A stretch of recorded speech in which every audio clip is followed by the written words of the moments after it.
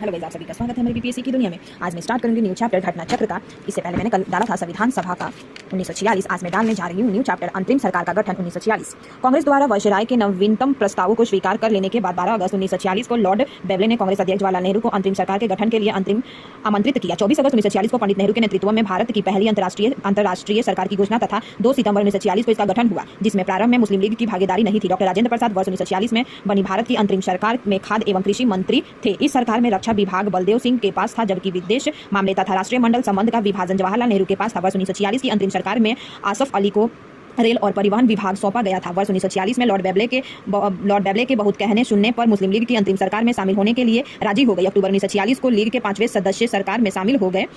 लियाकत अली को वित्त मंत्री बनाया गया, जिन्होंने नया बजट प्रस्तुत करते समय उद्योगपति और व्यापारियों पर अत्यधिक कर लगाया।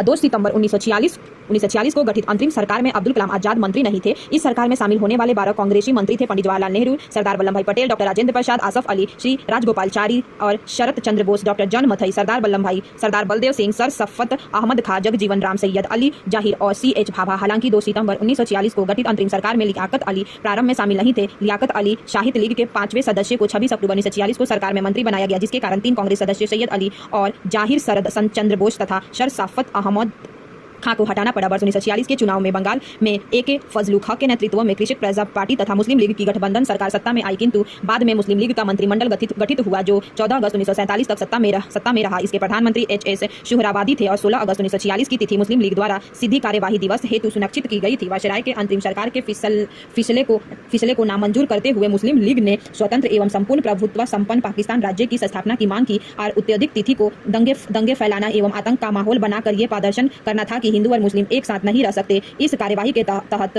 नवाबखाली दंग का प्रमुख केंद्र रहा। इसे जुड़े हुए देख सकते हैं कितने सारे प्रश्न पूछे गए हैं। पहला क्वेश्चन इसने IAS प्री 2003 में पूछा था कि 1946 में गठित अंतरिम कैबिनेट की अध्यक्षता किसने की थी। आपको पता होगा अंतरिम कांग्रेस की अध्यक्षता जवाहरलाल नेहरू ने की थी। अगर ये आपको वीडियो अच्छा लगे तो इसको लाइक, शेयर एंड सब्सक्राइब कीजिएगा। Thanks for watching.